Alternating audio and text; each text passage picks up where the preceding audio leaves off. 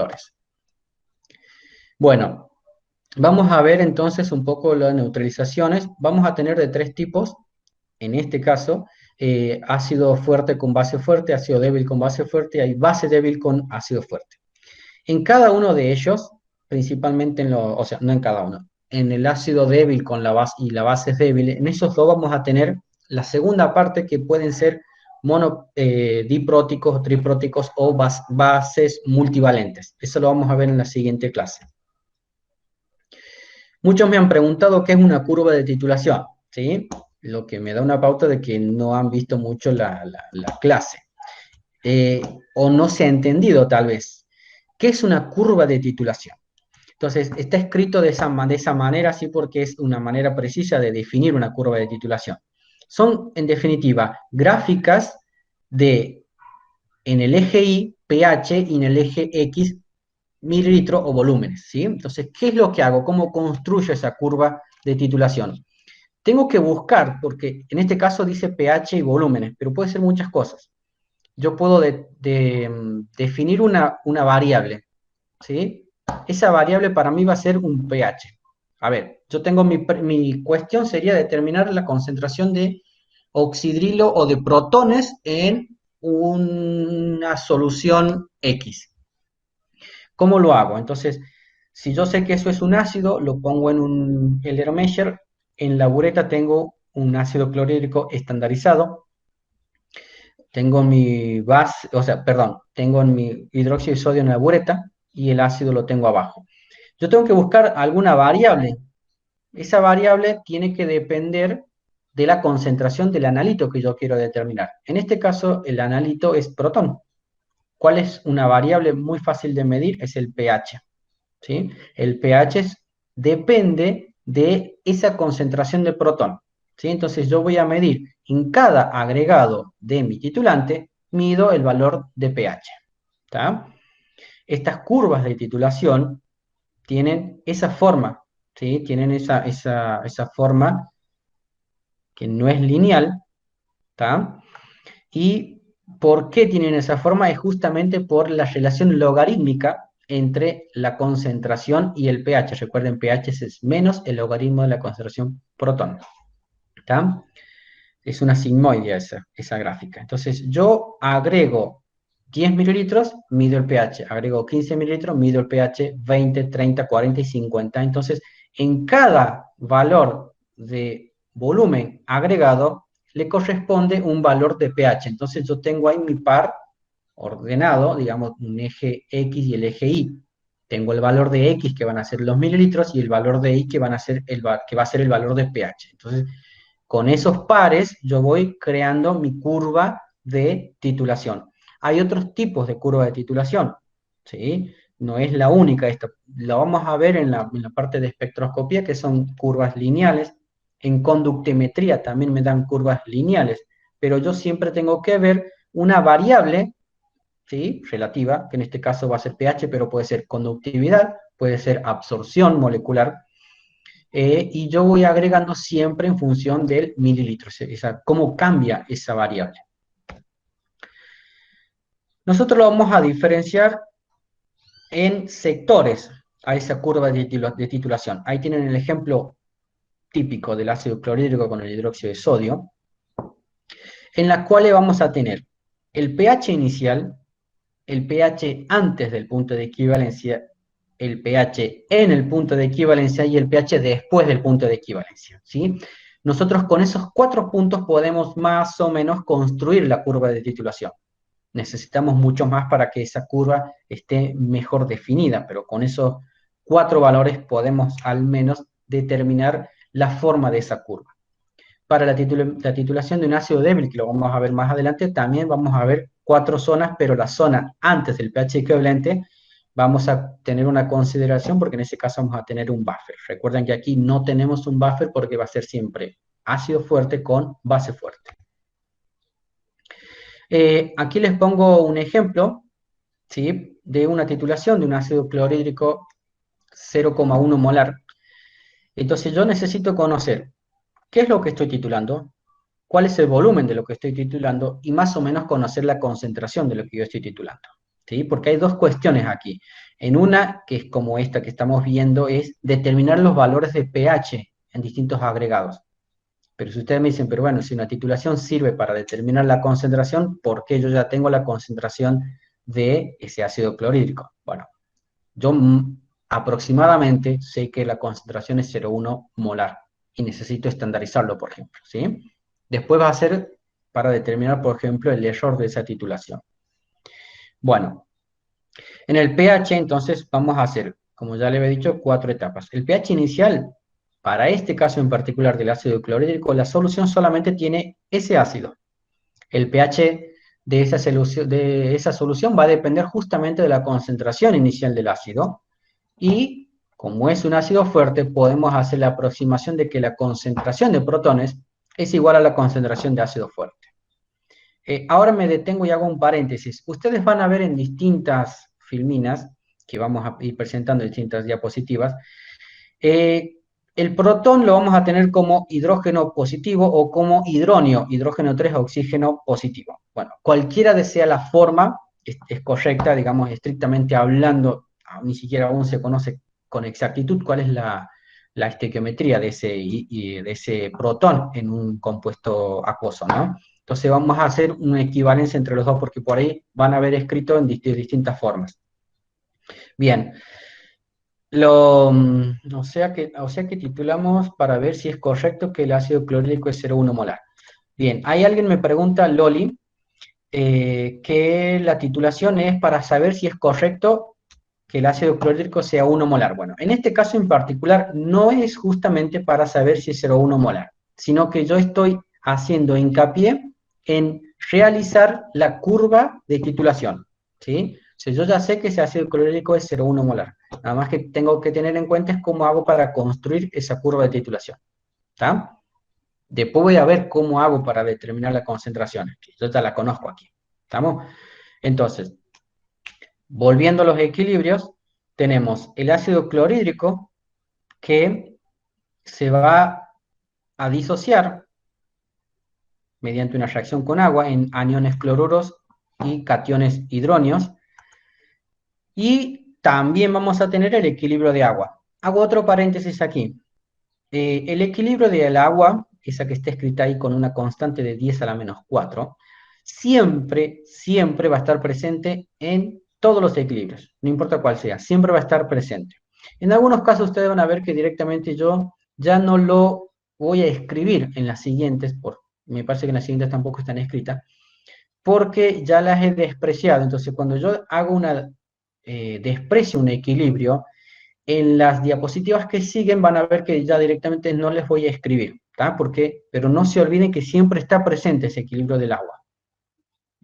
Entonces, aquí vamos a hacer un pequeño repaso de lo que se han visto en química general, pero con una pequeña diferenciación. En este caso vamos a tener lo que se llaman balances de masas y balances de carga para realizar el cálculo. Básicamente es lo mismo, ¿sí?, que lo que ustedes han visto para hacer un cálculo de pH en la química general, pero lo que nos va a servir para las titulaciones ácido y base débil. En este caso tenemos que la concentración de ácido clorhídrico es igual a la concentración de ácido clorhídrico molecular, o sea, el hidrógeno unido al cloro, y la del anión cloruro, o sea, el cloro puede estar como anión cloruro o como ácido clorhídrico. Esa concentración no puede ser ni más ni menos que 0,1, porque es la concentración que yo he puesto. Ahora bien, la concentración de protones va a ser igual a la concentración de protones que me aporte el agua, más la concentración de protones que me aporte el ácido clorhídrico, ¿sí? Me voy a un balance de masa. Todas estas titulaciones están hechas a corriente cero, o sea, no tengo ninguna carga de la solución, o sea, la carga tiene que ser cero. Es decir, que todas las cargas positivas van a ser iguales a las cargas negativas. Traducido es que la carga del protón va a ser igual a la del oxidrilo más la del cloro. Bueno, ahora van a ver, ahí está. ¿Qué es lo que hago yo para despreciar y definir que la concentración de protones es directamente la concentración de la base? Por un lado, lo primero que desprecio es el ácido clorhídrico frente al cloruro, porque es un ácido fuerte. Es decir, que cuando yo disuelvo ácido clorhídrico en agua, completamente se disocia en aniones cloruros y en hidronios. Por otro lado, la concentración que aporta de protones que aporta el agua es muchísimo menor que la que aporta el ácido clorhídrico, por lo tanto, la concentración de protones que aporta el agua la desprecio. Y estamos en presencia de un ácido, por lo que yo puedo decir que la concentración de oxidrilo es ínfima, es despreciable comparado con la concentración de cloruro. De esa manera me queda a mí definido por qué la concentración de protones es igual a la concentración de cloruro o la concentración analítica de ese ácido fuerte. Eso ustedes ya lo sabían, nada más que aquí les pongo la explicación de por qué queda de esa manera, ¿sí? Entonces, para determinar el pH, directamente hago menos el logaritmo de esa concentración 0,1 molar. Sigo. Antes del punto de equivalencia, por ejemplo, en 10 mililitros, lo que hago es añadir base, 10 mililitros, pero no es suficiente para que reaccione con todo el ácido, ¿sí? Y en este caso el pH va a seguir dependiendo de ese ácido que queda sin reaccionar. La diferencia está que en este caso yo tengo que tener un equilibrio de titulación, perdón, una reacción de titulación, en los cuales debo conocer cuáles son los moles iniciales con los que yo he partido. Yo tengo 25 mililitros de ácido clorhídrico 0,1 molar, quiere decir que tengo 2,5 por 10 a la menos 3 moles iniciales de ácido clorhídrico. En los 10 mililitros de base que agrego de concentración 0,1 molar, tengo 1 por 10 a la menos 3 moles de hidróxido de sodio. Es decir, haciendo reaccionar eso, una vez que reaccione me va a quedar un mol de cloruro de sodio formado, le falta el agua, pero bueno, no importa, y me va a quedar en exceso 1,5 moles de ácido clorhídrico. Sigue siendo un ácido fuerte en presencia de una sal fuerte, entonces lo que directamente tengo que hacer es hacer el cálculo que lo hemos hecho recién. Fíjese que aquí yo ya no pongo las ecuaciones porque ya las conozco, que esa concentración de protones va a ser los moles de protones, ¿sí?, dividido el volumen total. Aquí tengo que tener en cuenta que voy agregando volúmenes, entonces el volumen va aumentando, es decir, que se me va a ir diluyendo el analito. En este caso, la concentración me queda 0,043 molar, por lo tanto el pH es 1,37. Si me voy al punto de equivalencia, donde yo añado exactamente la cantidad necesaria de base para neutralizar el protón, en ese caso fíjense que al final, en la parte de la reacción de neutralización, en el equilibrio, solamente me queda cloruro de sodio. Ese cloruro de sodio que se ha formado proviene de un ácido fuerte y de una base fuerte, es decir, que esa sal no se va a hidrolizar. Pero, como les digo, siempre está presente la ionización del agua, la autoionización del agua. Entonces, yo para calcular el pH tengo que hacer uso de esa reacción. En ese caso, la reacción me va a determinar que la concentración de oxidrilo es la misma que la de protones y que eso queda igual a 1 por 10 a la menos 7, entonces el pH va a ser 7.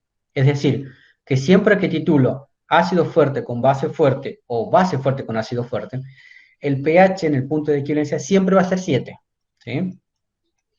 Y ahora sigo agregando base, ¿tá? Entonces yo ahí en el punto anterior, que me preguntaban recién, yo en ese punto puedo, fíjense que yo ahí tengo una reacción de neutralización, he neutralizado exactamente la cantidad, pero eso yo no lo puedo saber, ¿sí? No puedo medir y ver, tengo tantos protones y tengo tanto oxidrilo. Yo tengo que hacer uso de algún indicador para que yo pueda detectar este punto de equivalencia, ¿estamos?